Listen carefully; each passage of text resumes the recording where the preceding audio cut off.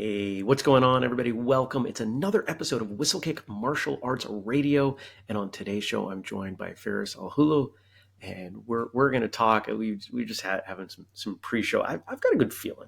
I usually have a good feeling. I've got a good feeling about this one, and maybe I just need to credit Andrew for always making sure I have great guests. But I've got a good feeling. If you happen to be new to what we do here at Whistlekick, especially martial arts radio, make sure you head on over to whistlekickmartialartsradio.com. It's where we keep everything for every show. Anything that Feras and I talk about today is going to be linked over there. We're going to have show notes, photos. If there are videos that we end up mentioning, all that stuff's going to be there. So don't forget that. Also transcripts. Whistlekick.com is our online home for everything. If you feel like supporting the things that we do, our mission to connect, educate, and entertain the martial artists of the world, that's where you're going to go. You can pick up training programs and apparel and buy registration to an event, things like that. For now, back to Feras, the man of the hour. Thanks for being here. Appreciate your time. Thank you so much, Jeremy. Looking forward to this amazing conversation. I can tell, like you said, the energy is there, bright and early on my end, and looking forward to it. Yeah, you're West Coast. You said Silicon Valley, yeah. So it's a little after 6 a.m. there. Yeah. But you're an early riser. Historically, we've had clients on the East Coast, so I'm kind of got used to getting up early and be ready for taking care of the clients. So it's funny. I in my non-podcasting work with clients, sometimes they're martial arts schools, sometimes they're not.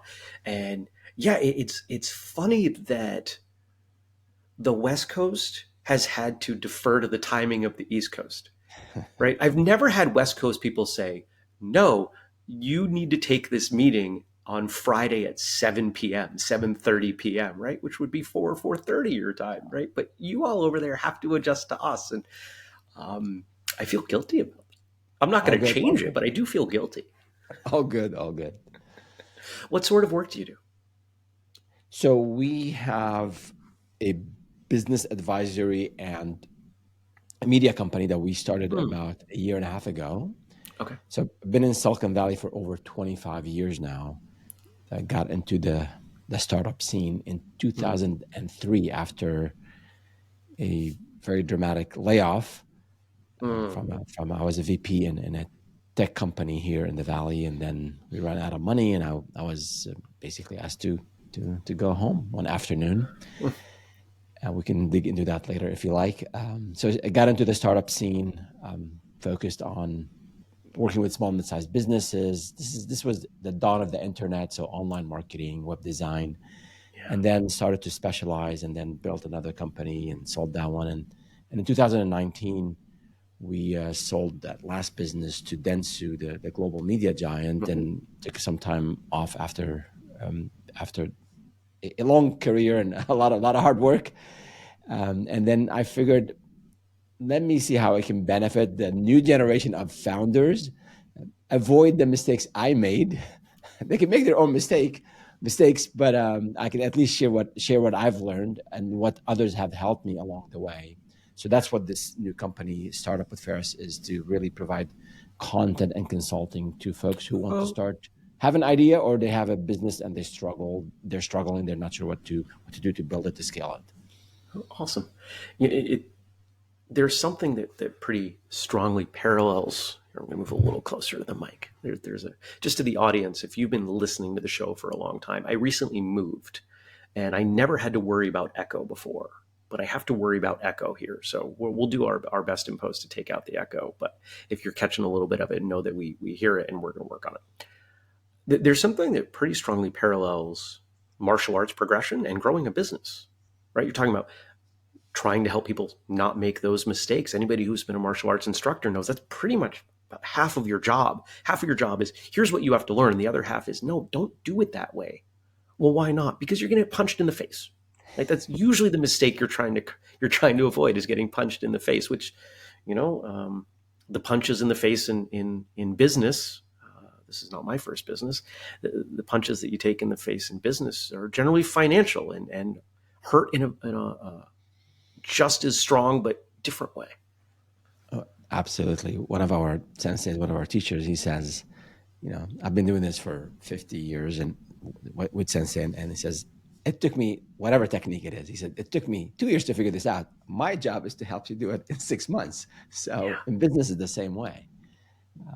You know, everybody's journey is different, but I think that the obstacles, that the types of challenges, the types of opportunities that someone who's new to business, or maybe they're savvy in business, but they're new to a market, it's a new market, or maybe it's a new vertical, or Mm, new type of clients.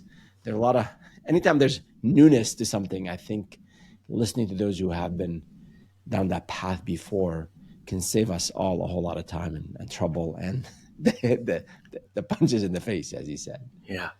And there's something that's it's really interesting that happens again, and I see this both in business with clients I work with as well, whether they're martial arts schools or not, as well as students. When they're brand new, most of them will listen to you. Then they start to learn some things, and they don't listen quite as well. But eventually, they go, "Oh, maybe I should have been listening the whole time." Right there's almost we could almost graph this kind of inverted bell curve of people listening because they That, start to right like if you've worked with people into the audience out there, if you've taught students or if you've been around a while, you've seen this happen. First few days, first few weeks, maybe even first few years, they're listening, yeah. and then they're not as likely to listen. And so given that this is your profession now, here's my question: is that necessary? Do we all have to be able to go through that point of saying, oh, okay, I tried it my own way, I banged my head against the wall, I came to the same conclusions as all these people in front of me, maybe it's time to listen to them. Maybe that's a very good point. The way you framed it, it could be part of just our process to learn, is we have to kind of do things on our own. I remember reading an article, I forgot which martial art journal or website, and they talked about the the blue belt or the green belt sensei, someone who's been around for 6 months or a year, and they think now they start to provide advice, and same thing in business. I think um, I think in business it could be a number of factors. It could be our ego. It could be we're Mm, shy. It could be that we don't know that there's help out there. It could be that that the grit, that go-getterness that we have as entrepreneurs, we want to figure it on our own, which is to a large degree something positive. But I always say at specific inflection points in my journey, and this is my seventh venture. Again, I'm fortunate to wow. been able to do this, and there were a lot of ups and downs. But at specific key inflection points, had I not uh, reached out to folks who had the specific subject matter expertise, or they're just there to for emotional support, I would have made wrong decisions, major wrong decisions. It would have taken me much longer to get to where I want to go. Mm, So I think, yeah, maybe it's part of our learning process to do things on our own. But I think that we have in our company, we have these what I call the black belt principles, and one of them is when I speak with founders, I say learn, do, then seek. So learn mm, about something, do it for a little bit, but then if you're banging your head against the wall, ask for help. Just go on YouTube and search and make sure it's a good source. But then at times you have to ask help from those who have been to where you want to go. I think that's really important. yeah. You mentioned this is your seventh startup, so I wonder if we can continue to extend this metaphor. What are you doing differently with this startup business versus your first one? Are there lessons you've learned that help you progress even faster? Because, and here's why I'm asking this question, most folks out there who have trained in multiple martial arts, especially if they're dramatically different martial arts, the first one takes you whatever period of time to reach whatever level of proficiency as you define it. But the next time you go, even if it's a whole different skill set, even if you're going from karate to Brazilian jiu-jitsu, which is striking versus grappling, or maybe it's striking versus weaponry or something, you tend to progress a lot faster. And it's not just because you know how to move your body, it's because you know how to learn. So there's my long-winded question. No, that's very right, spot on. I think you learn how to learn. That's one thing, Mm, and also I think some of the principles. You know, I had a female instructor early on, and she would say, especially to men, like a lot of shoulder, a lot of upper body power. Said you gotta use your hips, right? So I think moving from the center, that concept of being centered and mm, regaining your center. I think I don't. I mean, I know a few arts. Not a. I don't think I'm an authority to talk about any of them, but the concept of balance, I think, is mm, is just universal in general. So same thing, I think in business, this concept of working hard. I always tell entrepreneurs, entrepreneurship is 5 times harder than what you think. And I'm telling you, Jeremy, in my seventh venture, sorry, and this is something completely different, and figuring out YouTube, figuring out how to grow our newsletter subscribers, mm, figuring out how to make sure the content that we are producing resonates with our audience. It's something I've done in all the other businesses. We've had blogs and we've done some content. That was maybe 5% of our business. Now this is 100% of my business. It's like a production line that I gotta produce content every week, as you know. It is really hard, and you have to do the reps.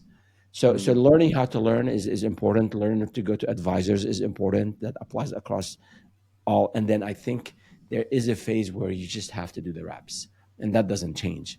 And whether you are working with small and mid-sized businesses today and you want to penetrate, let's say, the Fortune 1000, that's something new. Whether you've done a lot of work in healthcare and now you want to work with, I don't know, the finance sector, there's always new things. And I think the more you have, the more experience and um, learning, education in whichever field in business, I think a lot of those are transferable skills that you can take with you to the next venture. yeah. You said 5 times harder than people think it is. I've done a lot of, when you start a business, people who also want to start a business tend to come to you for advice. And there are a number of things that I've told them. And one of my mentors gave me the most succinct way of explaining it. He said, being your own boss is wonderful. You get to make all your own decisions. You decide how things are, how the money is spent and who to hire. And you only have to work half days. And you even get to pick which 12 hours it is. I love it. I'm gonna use that one. And I think it's the best summary of what it's like to start a business. But here, you're either a glutton for punishment, or it's how you're wired. So we're gonna keep kicking this can, keep going with this, because it's bringing us some interesting stuff to talk about. I will often at the end of an episode ask a guest, why do you keep training? So not only why do you keep training, why do you keep starting businesses? And are there things in common between those two desires?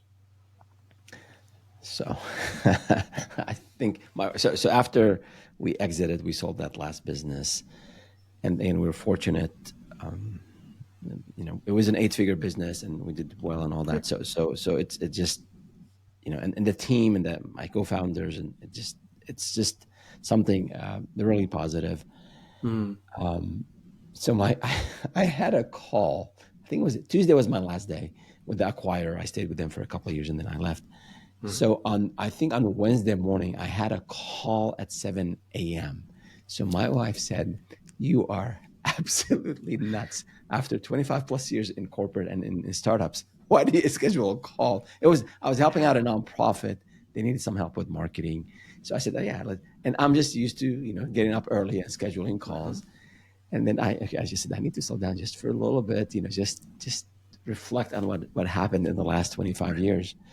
So why do we train? I think once you have the bug, it's in you. Once you have this, you want to learn more. At least for me, kind of reinventing yourself. There's you mentioned earlier you're humbled. I think no matter how hard you train, I think martial arts is very humbling that you'll train with someone who's been around. I was just actually at an event, martial arts event, just this weekend, and sat down next to a gentleman, the kindest, the nicest person, and he has 35 years of experience in Aikido, and he just got Hmm. his black belt in Jiu-Jitsu, which is Awesome. not an easy feat.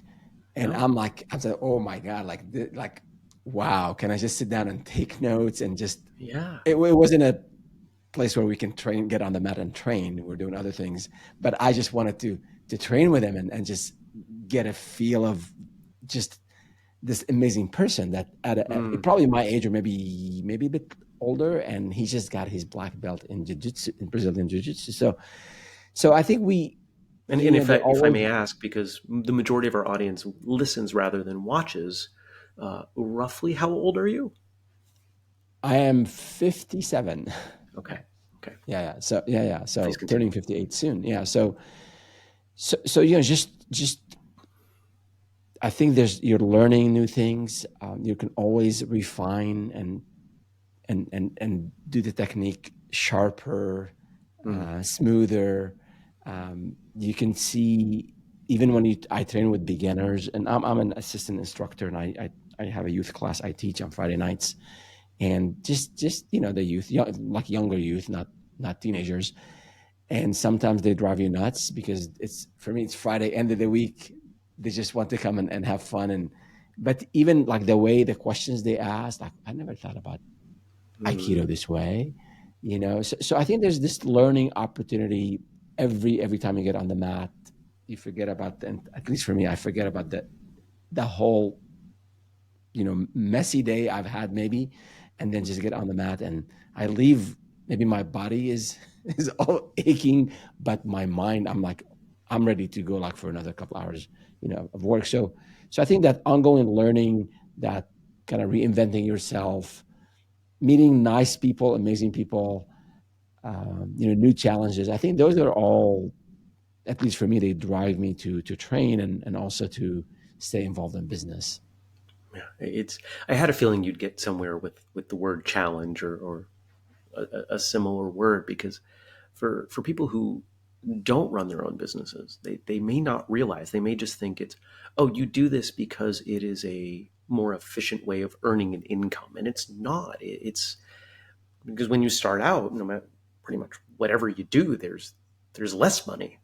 You could, when you start a business, you could go get a minimum wage part-time job and make more money. Of course, there's hope that it pays off, and certainly it sounds like you have a good track record there.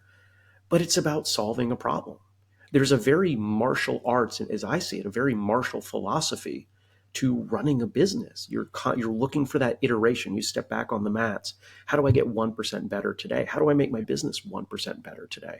How do I avoid the pitfalls of before? If I step in and I spar or randori with someone, how do I make sure that goes better than the last time I did it? Um, yeah, 100%.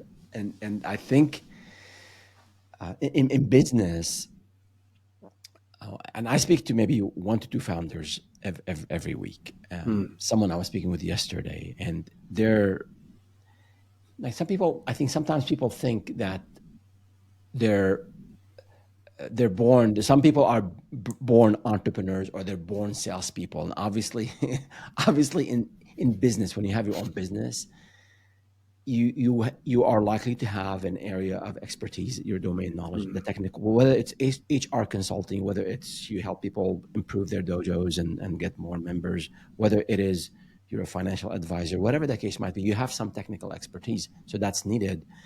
A lot of times people who have that that domain knowledge, they're concerned or they're afraid of starting their own business because, oh, we don't know how to sell, we don't know how to Hmm. market, we don't know how to hire. Of course, most of us, in my experience, we were not born amazing salespeople. Hmm. But all of those skills are learnable. When I was laid off, as I mentioned, and I joke about it. I said I couldn't find a job for 7, 8 weeks. I didn't get one. interview. I was Mm, hitting the pavement. I was sending resumes out, but it was a dry market, similar to what we're seeing today with these waves of layoffs around us in almost every sector. I I spoke with a friend of mine, and he had said, "Hey, I'm thinking to start a business. Of starting a business. What do you think?" And we joined forces. So I was in a way forced into entrepreneurship. It wasn't sort of the first thing on top of my mind. I had a young family at the time, 3 children, my wife. So I had to learn sales from the ground up because I never sold anything to anyone. I didn't know how to market. I didn't know. So I picked up that was a classic, maybe at the time, guerrilla marketing mm, and figured out because we had a very, very tiny budget. So I think for those out there who are maybe want to get into martial arts, um, or they want to try maybe a different art, or maybe they want to start a business, they're on the fence. Is it time to take the leap? I think plan for before you just sort of make a reckless decision and say, I'm quitting today, I'm starting it. No, plan for starting a business, but everything else, just like you've learned a technical skill or a specific profession that you're in, every other aspect of the business, I think, is learnable. You can learn about it. You can go out and pitch and get a whole lot of rejections, but then you'll figure it out. You just got to do the reps. yeah. We learn by making mistakes. It's something that I think the world is finally broadly embracing. And I started hearing it, this conversation coming out of your world, out of Silicon Valley and in the tech sector, talking about, okay, great, you got it right. That teaches you a way to do it. But is that the best way? You may not know. But when you get something wrong, maybe it's only in a certain circumstances, but you can cross it off, and that's a lot more definitive. And there's something to be said for looking for what is wrong, what is broken, what did I screw up. And if you take a look, and when I give seminars, I often use this anecdote, this metaphor. How do babies learn how to stand up? By falling over a lot. How do they learn how to walk? By falling down a lot. How do they learn how to run? By falling down a lot. And we never look at the baby and say, you're a terrible baby. Stop trying to stand up. Stop trying to walk. Stop trying to run. No, we recognize that that's part of the learning process. And it's Yeah. something that I think we are slowly getting better and need to continue getting better at embracing is mistakes, or I don't like the word, but failure. It is. I mean, resilience is a Mm, thing, it's a great word. is a real thing in martial arts and in business, and it is basically the mindset of not if I fail, when I fail, because you will fail. Sorry to be the bearer of bad news, but you will fail in different ways. But exactly what you said, Jeremy, is that we learn from this. So I'll give you an example. When early on, again, since we talked about sales, I didn't know how to sell, Mm, and my partner and I, we sat down and came up with a business plan, and okay, here's the segment, we listened, we read some books on this stuff, and here's the segment of the market we want to go after, and here's how much we want to price this. And I think for 2 3 weeks we kept delaying the actual act of selling. And we started kind of planning and doing spreadsheets and business plans and and budgets, and it's going to look rosy in three, like, look at this much revenue we will be doing in 3 years from now. But it was really hard for us to take that step to go out and knock on doors mm, and tell people, here's what we are offering. So so we kept delaying it because it's hard, it's not easy. But it then is.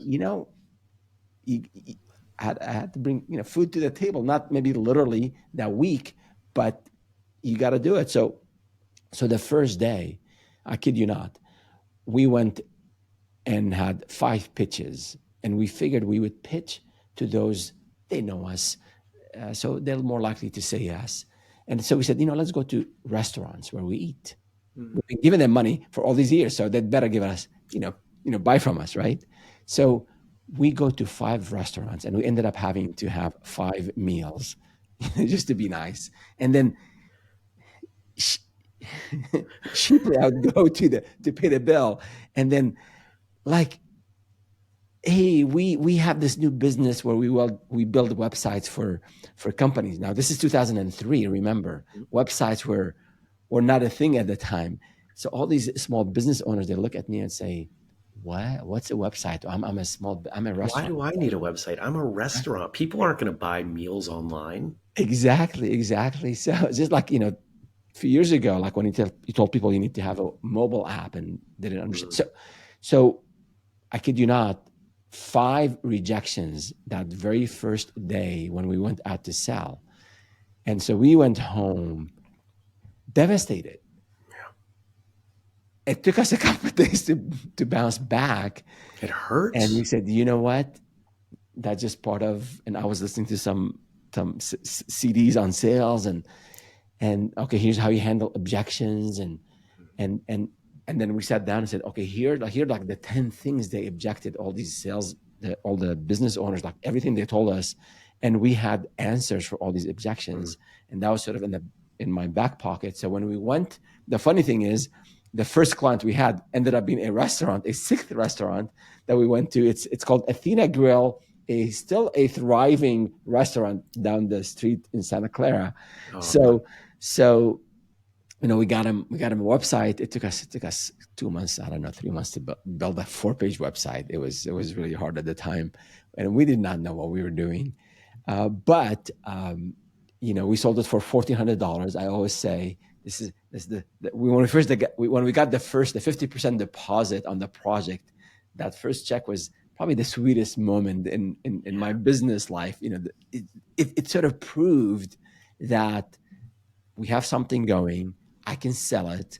Clients believe in me. I mean, it just similar to like when a technique, I think, on the mat, hopefully not off the mat. You don't need to do it off the mat. On the mat, when a technique works effortlessly, and when it sort of flows and you feel good about it, Mm. that was the feeling we had when we had that first sale. But it took us a whole lot of rejections, a whole lot of knocking on doors to get that first sale. It didn't get a whole lot easier for the next few months, but the confidence was there.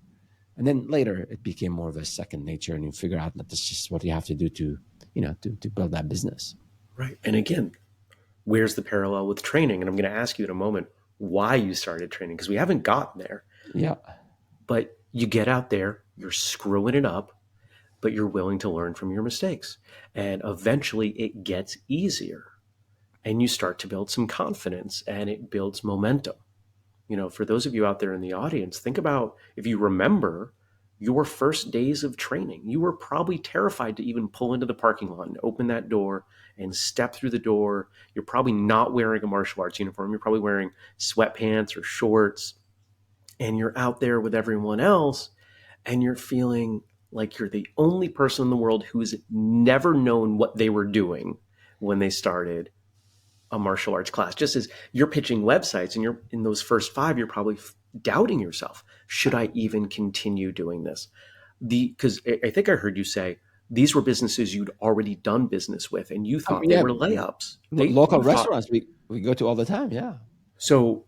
Yeah, of course they're going to say yes, but no, they say no, and now you would assume the win, and now you're dejected. And I think most of us can relate to that feeling. But no, I think no matter what it is, if you're pushing, if you're challenging yourself, if you're in a place of discomfort, and learning doesn't come from a place of comfort, it is Yeah. logically impossible. You only learn when you are uncomfortable. You have to make mistakes. Part of being uncomfortable is making mistakes. If you're never making mistakes, you're lying to yourself about your own discomfort. If things are going very smoothly, if you're not making mistakes, you're not working hard enough. Or you're not trying new things. Yeah. And I think it was, who was it? The founder of the Virgin Atlantic brand, Richard Branson. Richard Branson. Yeah, sorry, sometime, yeah, early in the morning. It's uh, you can, I mean, you can chalk everything up to early morning for a no, few no. hours here. So he says, while the brave will not live forever, the cautious never lives. Mm. And he tries, all these obnoxious things that he does, and it was amazing what he's done in his life, and he's Yeah. getting older, and he still challenges himself physically, aside from the business success that he's had.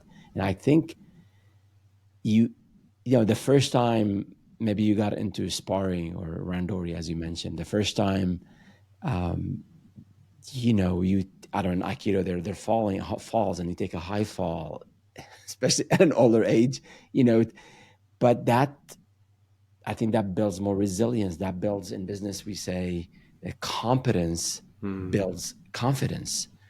So initially, you might be very competent in one thing, in that technical expertise that you have, but how do you apply that? How do you deliver? mm, Let's say you provide leadership coaching, and you've maybe worked with first time managers, and now you want to go and teach executives. So you're going to deal with something like, wait a second, these C-level, CEOs and CFOs and CTOs, and how do I work with them? And they know a lot, and they make a lot of money, and they're established, and they're managing groups of hundreds. So I'm pretty sure the first time you do it, it's going to be nervous when you pitch it. It's going to be mm, nervous when you deliver it. But as you do more of it, as you get better at it, as you get positive feedback, as you make mistakes, and you learn from those mistakes, then it becomes more of a, hopefully, with deliberate experience, it mm. becomes a habit, a good habit. And that gets you closer to that perfection level that we aspire to get to in business and in martial Right. arts. Right. So here we've been chatting. We're 30 minutes in. We've barely mentioned Aikido, but we haven't talked about how you even got started. We know more about how you got started in business and how you got started in martial arts. So why did you start training? Yeah. So I probably more of a sensei in business than I'm a sensei in martial art. Just, just to be clear here. So I got into martial arts when I was in high school. Mm, So I did Shotogan karate. Um, Almost got my black belt, but I wasn't doing. I think it was a brown belt, and got very close to test for black belt. But then I was not doing great in school. mm. My father said, "Okay, got to stop, got to focus on studies." Were So you prioritizing karate over your schoolwork? probably just not studying. No, I don't. It wasn't the case. It wasn't like, no. It was just, young and silly, and just not focusing on studying and homework Got and it. all that. But so that's what got into. And then we had a very very strict coach. I somehow, I like, maybe I'm left brain, I don't know, but the discipline, the structure, that really something I've always admired and aspired Mm, to have that in my life. So I mean, it was a pretty, those are the old, this is, 40, I don't know, 4 years ago plus, when we were younger, and when we were not doing things right, he would take his belt, and this is something you don't hear about these days, but those are the oldest, and it wasn't in the US. Different times, different mm. It places, but I mean, he cared. He wanted us to train hard. was He wanted tough us love. to be very serious about it, especially, when you're young. I mean, and if you complain to your parents, they would call him and say, yeah, do more of it. That's how it was at the time. So he trained in Japan, and he, I think this is how they did it in the old days. So then got into college, and got busy with college, and then I got into judo for a little bit, about a year and a half. Again, Mm, nothing I can speak about with authority. And then we ended up moving to Silicon Valley after. No, we moved to Florida. I did a little bit of judo there too, and then got here, got into the startup scene. As I said, got really busy with life. And then when after the layoff and starting my own business, there was just no time, and there was no money, to be mm, frank. And then it was 2009 when I said, okay, now that the business has, now we were starting to do well. We had some profit, and we're growing. And I said, okay, now I want to get back that black belt that that that with my own mistake and my own not focusing on my own studies, mm, I didn't blame my dad. I said, I want to get that black belt again. That was sort of my motivation. mm. And I think I was 41 by that time. Yeah, and Really. 20 plus years since you've started, right? Yeah, So yeah. So I a said, okay, few so what I restarts and judo, all that, when you get older, it's not easy on the body. So I said, is there something a little bit maybe less easier on the body? So mm, I searched online and then this thing called Aikido, and I've heard about Aikido. I think I trained once in Aikido before. So I checked out some some dojos around, and then I settled. Or I ended up signing up with this Aikido of Silicon Valley, and I've been there for the last 15 years now. Pretty committed, 3-4 times a week, week in, week out, and fell in love with it. And why? um, Why did you fall in love with it? so there's the whole discipline aspect of martial arts Hmm. that always inspired me in so many different ways. So that part I love, I enjoy. And then Aikido specifically, I mean, the concept of harmony in Aikido, Mm. Aikido, the way of harmonizing energy, where you're not starting the attack. When we train, someone is attacking you, and then you are rechanneling that energy. So in all of our training, someone is starting the attack. Someone so you're okay. The person that's attacking you, they're grabbing their hand, they're punching you, they're grabbing, whichever way they grab. So I liked that concept more as I got more into it, and I'm not too much into philosophy and the spiritual aspect of it, but more that concept of rechanneling the energy, the redirection of aggression, and that part sort of resonated really well for me. And then as I started to train more into it, there are parts of Aikido I think that are maybe softer on the body, and there's parts of Aikido that really hard on the body, Hmm. depending on your intensity in training, depending on many other factors. Maybe the dojo that you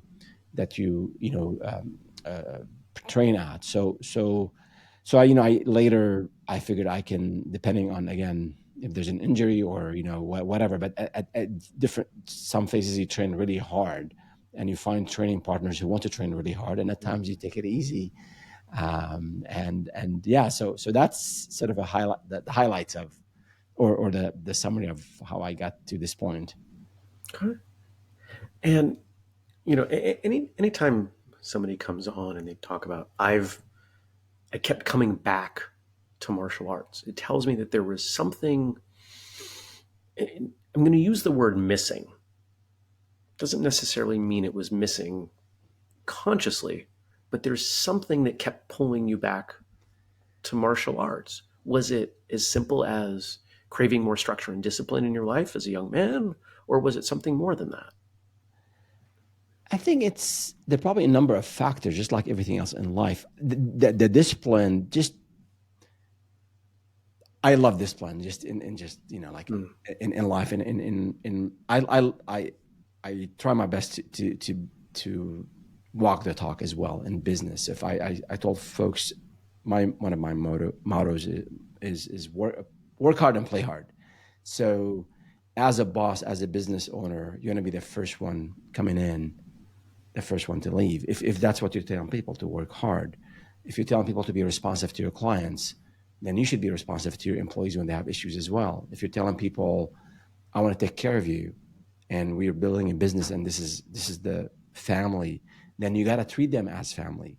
You got to share with them as you become more profitable. So in a way, that structure and discipline and that authority and systems, it really resonates with me. And then I think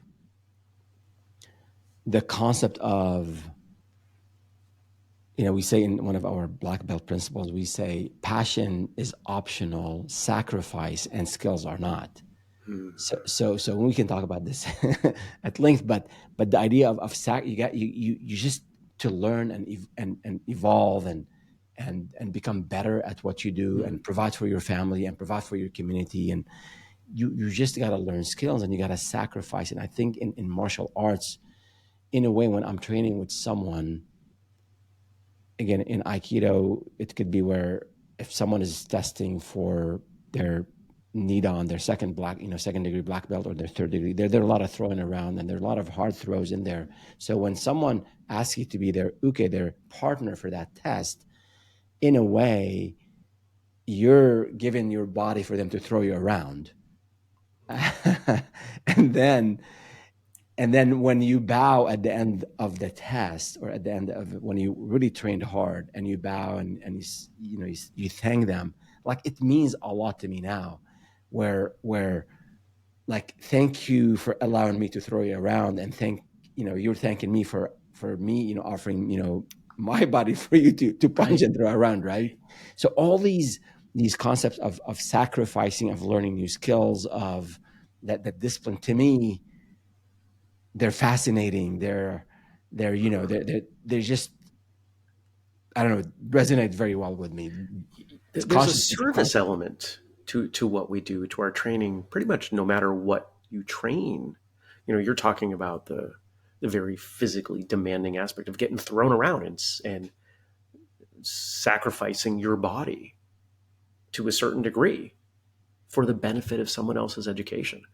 And I've been training a long time as well. And over the last few years, I've become really enamored with this idea that education in the martial arts isn't, when I started, and most people would think of it as, okay, there's an instructor and they convey knowledge to the student.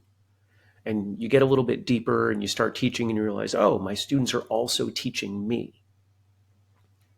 But more recently, I've been coming to realize that not necessarily the direct education from student to student, but that sacrifice, or some might call it service or submission, that the better quality people who are more willing to sacrifice for the good of the all, right? We're getting into some kind of deep philosophical principles there. There's some utilitarianism and worked in there. I've trained at schools where the instructor was okay, but the people I trained with were phenomenal, so I learned a lot. I've trained at schools where the instructor was wonderful. My peers maybe less so. I didn't learn as much. And I'm wondering if that's something that you think about or talk about as well. Yeah, that's a very, very interesting perspective. I think after a while, we talked about this concept of learning how to learn. Mm, So I think once you make progress, and I don't know. I always say, black belts, maybe they're high school, and they're different in different arts, right? Some arts takes you longer to get to your black belt, but there is progression in learning. And I think, at least for me, my black belt, I think high school, maybe my second degree black belt is maybe, I don't know, junior college. My Sanda, my third degree black belt is masters, and maybe if I get to fourth degree, then that's sort of like a PhD. yeah. You know the curriculum really well. Um, so so so I think, as you're, if you're serious about making progress, I think that road to mastery, I think it was Malcolm Gladwell who said, or maybe made it popular, is that 10,000 hours, Sure. Yeah. the 10,000 steps, whatever the case might be. It's not just of any practice, is the deliberate practice, because, as one of our senses says, like, if practice makes perfect, no, bad practice makes awful. You can Good get practice, worse. deliberate practice. so Yeah. so I think, as as we learn how to learn, you start reading about it some more, and you reflect on what other people are doing, are saying. You see, I love going to other dojos. When I used to travel a lot before COVID, and if I'm in DC, or if I'm in Utah, I'd find a dojo, and I would email them ahead of time, be respectful. I'm here for can I come and train in Aikido? And even if they're of the same lineage, they're always different flavors. And I'm used to pin this way, and then, well, they move that way, Mm, and it throws you off, and it shouldn't, because you should not anticipate. As we know, you should sort of follow the energy, and that is a learning moment, a humbling moment, for sure. So I think learning, it's education plus application. So mm, you have a sensei, or you watch something on YouTube, and take note of it, or you go to a seminar, you take some notes, and then okay, how do I put this to practice? How do I, when I'm driving, okay, how does this work really, uh, and then when you go on the mat after class, maybe you and a training partner, let's check this out and let's see it works, let's see if there are holes in the way I'm doing it. So I think that road to mastery in business and martial arts and in any art is the hours are required, and that the greatest artist, I think the greatest martial artists, they've trained in many disciplines. The greatest artist, if you Leonardo da Vinci, it wasn't just painting, but right, but he learned biology, and he learned, Steve Jobs, he was into calligraphy. So I think that road to mastery and learning first is ongoing, of course, but then is trying to learn from different people, from different arts, from different systems, and also different methods of learning. I think all of those are required if you're serious about making progress. Yeah, I wholeheartedly agree. It's a mindset, right? When we see people who have done great things, they not always. Sometimes you have people who are very specific at what their greatness is, at least our understanding of it. But when you were talking about an artist, my mind instantly went to Da Vinci, because painter, sculptor, inventor, dissector, right? Like, Yep. just this man just had a thirst and a mindset that led to these incredible results, and we tend to see that. And when I think about the best martial artists I know in terms of skill and contribution to the world of martial arts, they tend to have a broader understanding. I'm not necessarily going to say that they've formally trained in a dozen different things, but more often than not, they have trained in a lot Yep. of different Yep. things. And whether you want to justify that as they're learning how to defend against these things, or they're interested in these things, or they're cross training, the way we might often use that word, it tends to show up with all of them. And I think that there's something that can't quite be ignored, that if you want to be great at anything, you're probably going to at least get very good at a bunch of things.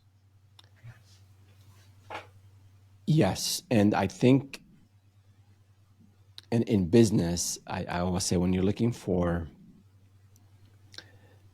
a business partner, let's say you want to do, a lot of business owners, they succeed on their own. A lot do so with partners, one or two business partners. And in all my ventures, I've always had co-founders.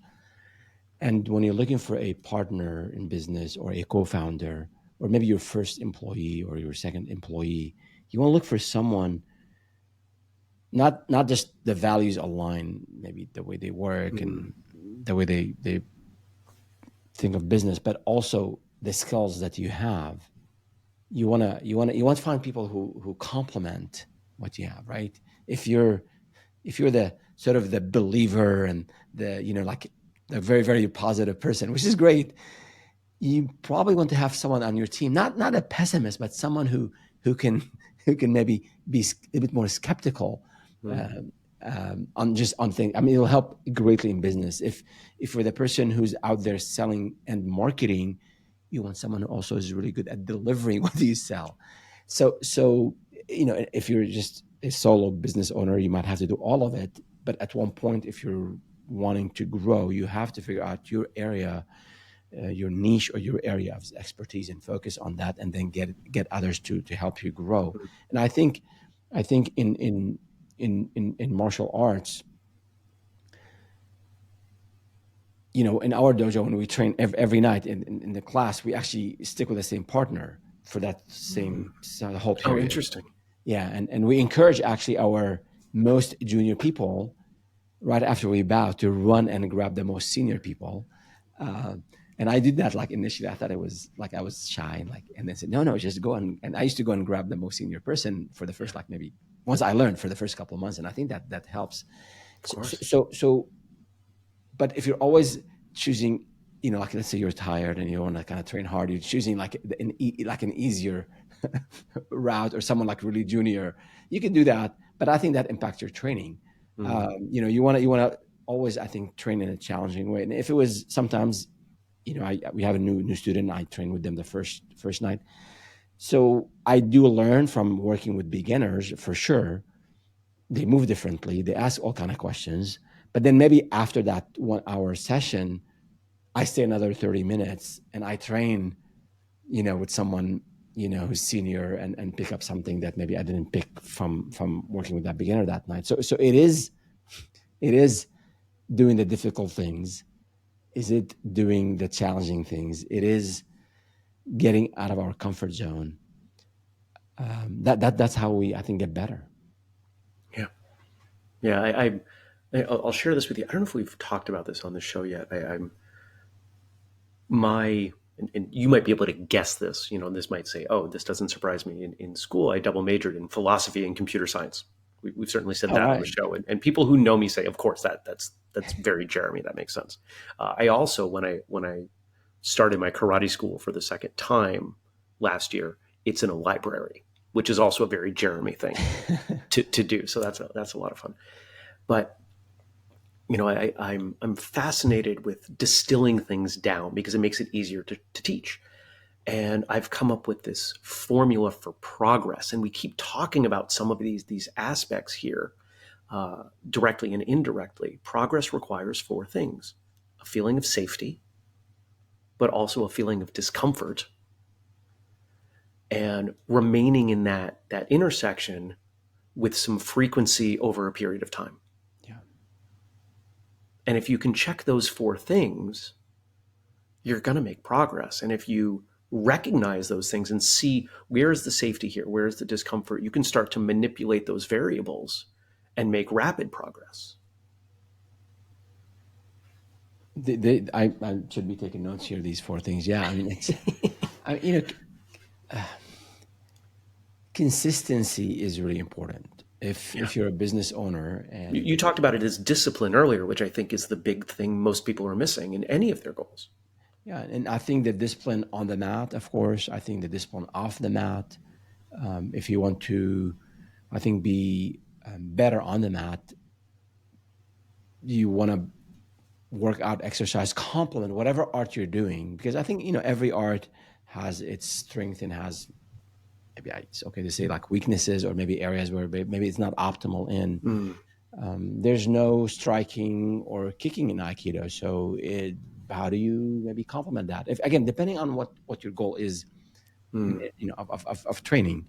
But if you're thinking more martial, more maybe self defense, if you're into it for self defense, again, and I'm not saying this to sound humble. Like, I think 15 years, last 15 years in Aikido does not make me, qualify me to speak with authority with those who've been around, like yourself, 35, 40 years, you know, and you've been teaching this for a long time. I think, but from I guess I could have an informed opinion. of Is if course. you're into it for self defense, then you got to learn about self defense, because Yeah. I think I've seen this somewhere. There's like a Venn diagram, these circles, overlapping circles, right, between fighting, self defense, and a traditional martial art. So maybe a what is it? Pepper spray might be like the best. Maybe escaping. Maybe just this is the part I love about Aikido, sort of de-escalating a Mm, situation might be instead of taking, like your boxing stand and ready to fight, maybe just, people who are listening, like, just kind of pointing at, hey man, just you want to be close. You want I think your hands close to your face to protect your face. But instead of taking a martial aggressive stance, you can just hands maybe up but open. hands up, open, say, hey man, take it easy. Hey man, no. So, and maybe as we get older, maybe we get wiser. I don't know. But if you Hopefully. can avoid a conflict, if you can de Yeah. escalate, I think that's better than having an encounter, because you don't know. You see, we hear about crazy stuff out there. People might have a weapon, people might have three friends around the corner. You could be an amazing martial artist, but out there on the street is different. So I think, how did I get into this? But yeah, I think your objectives of learning, of training in martial arts, or also same in business, your objectives of starting your own business. I think maybe money is one objective, and it's Hmm. definitely is important. especially if you go on YouTube and hear about all these get rich quick schemes. Money is important, but also there are other things I think that are important in business. I love to build. I love to build. I love to build Mm. companies and hire amazing people and with them grow something and have an amazing business culture. To me, this is like so rewarding. Most of, not all of my ex-colleagues, really good friends, we still stay in touch. We support each other. We visit when we're in town. That camaraderie, those friendships, lasting relationships, like those are really important in business in my mind, because we spend, what people maybe don't realize is that we spend most of our waking hours at work. Mm. So building an environment where you enjoy and learn and contribute is important to me. So there are a lot of reasons I think why people get into business or maybe get into martial arts. And I think after a while, we at least for me, like you start appreciating the journey, maybe not just the destination. So okay, so you build a business, you sell it, you're a millionaire. So okay, you've done it, good. So now is Now what? Yeah. exactly. So you're just gonna go to Yeah. Hawaii every other weekend, and just, I mean, that that's how are you gonna live It's boring. exactly, like how are you going to help others, how are you going to maybe provide more for your family, of course, but how can you stay an active member, of the society. And so those are kind of, I think, thoughts that are important, like kind of always asking, like, why, what do I want to get out of it, what are my goals of Mm. business or martial arts. I think that's good to reflect on that every once in a while. Mm. When we think about someone who's been training for a long time, whether whatever a long time is, because if you've been training 5 years, that feels like a long time. Yeah. If you've been training for 60 years, that feels like a long time. Why we continue to train tends to change. How we approach our training tends to change. Right? We have this perspective, this context that comes from that experience. And I'm sure that if we could build a time machine and I could jump into your first business with you, I would imagine a different culture. Your skill set's dramatically different than your new venture. I would also imagine, even if we're only talking about the Aikido arc of your martial arts training, that from year 1 to year 15, we're talking about some different things in how you approach it. And I think most importantly, what you want to get out of it. What are your goals as you keep showing up for your training now? I wish I started 15 years younger. um, I think a few things. One is I just love it. I just enjoy it. Like, I Mhm. sometimes, again, it's hard on the body. As we get older, the Yeah. joints, the knees, the rotator cuff, whatever the case might be. Um, but I think you learn, even if you have these minor injuries or discomforts, you learning, continue to learn, train. I think staying active is really important mentally as well.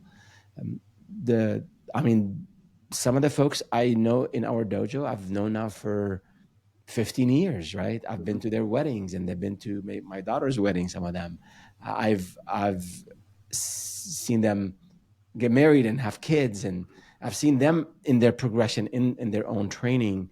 So there's that aspect of this community that they're involved in. I teach, as I said, youth class, and before COVID, after COVID, our youth class just really mushroomed in a good way. We have Mm. a whole lot of people. Typically, there are two of us. They're teaching Okay. and just sort of passing on what you learn and passing on, helping these young folks be a bit more maybe disciplined, be more serious about life. I think that's something that is very rewarding to me personally.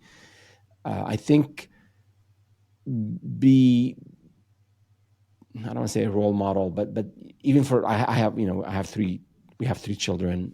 Mm. They're adults now, not children anymore, but also um, be kind of walk the talk. You tell them to eat healthy and be healthy and work out and be disciplined and sacrifice all these values that are important to me. living those. I think there's an aspect to that when I train in martial arts. So, there's a bit of a competitiveness. I don't know if this is good to say or not. Always like, how do I get better? I admire this person that I train with, and how do I not beat him, but how do I get better? There's that aspect. I think that's healthy. I don't think There's a challenge there. Yeah. exactly like man, like he's so smooth and he's flowing, and how do I, like one of our senseis, he still trains with us, and he's in his 60s and he trains hard. And I mean, you probably experienced this.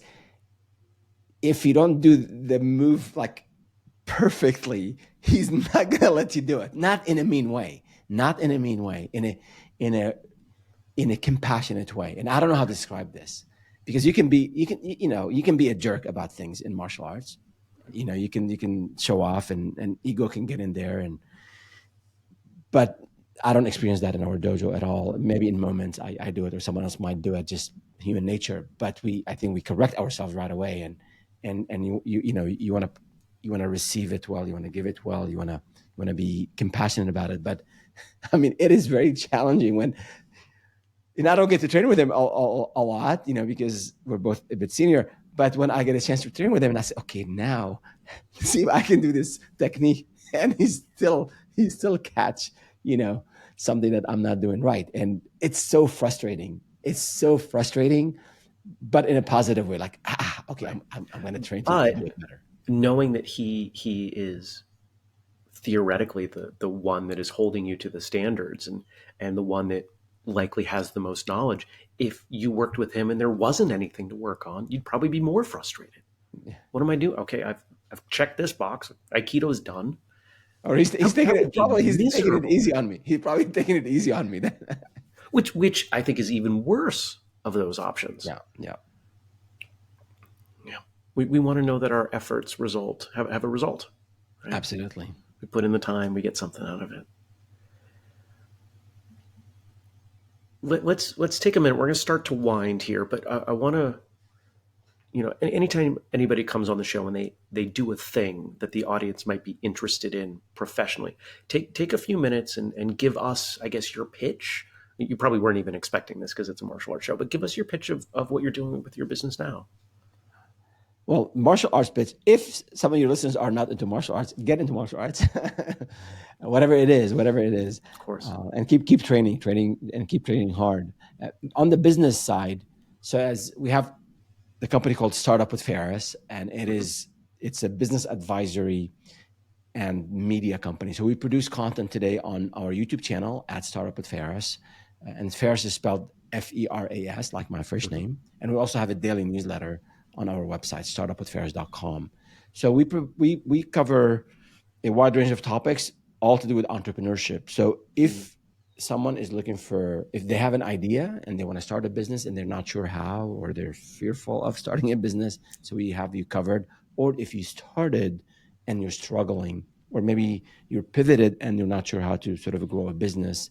So our goal is to help what we call early stage founders, no matter how young or old you are. But if you're an early stage founder and want to build and grow the business to 7 and 8 figures, we have content for you. And actually, soon, we don't have a paid service yet. Soon we'll be launching an online course and consulting, premium type consulting And for this can apply to martial arts schools.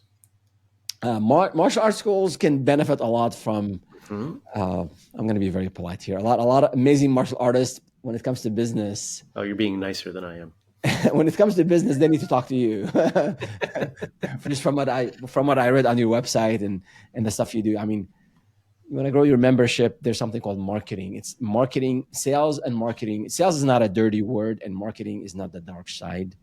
You can do it with authenticity. You can do it, but you got to grow. You got to grow the business. Otherwise, unfortunately, like COVID, we know if a dojo, a school does not have a solid, financial structure, or you haven't really done the best practices in a business, you will suffer.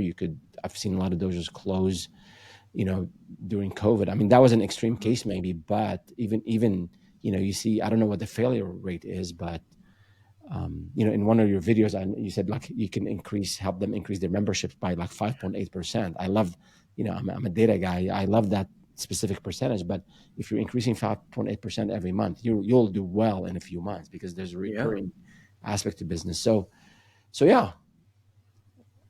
Great. And of course, you mentioned some of the links. We're going to have all those links in the show notes, no matter where people are consuming them. But if people want to get a hold of you, what's the best way? I think you sent us a Yeah, whole list of social media. sure. I'm on LinkedIn, probably most active on LinkedIn. I mean, we're on Facebook, on Instagram, on Twitter. I'm most active on LinkedIn. You can go to the website, email me directly. We do, one thing I forgot to mention, we have what I call the Ask Ferris sessions, free, no gimmick, no pitches. It's just, you can go on my calendar and select a 30-minute slot and just tell me about your business idea or about the challenge that you're having or whatever, sales and marketing and legal and accounting. I'll give you, my 2 cents and help maybe point you in the right direction, and no obligation. And I do this because a lot of people help me along the way, just like in martial arts, so Yeah. many teachers, so many peers, and even beginners, they help us, right? And same thing in business. So many people help me along the way. And that's my way of giving back to the community, is just offer these couple of slots every week to just chat and learn about the challenges that people are facing, and typically give them a pointer or two to help them overcome that challenge.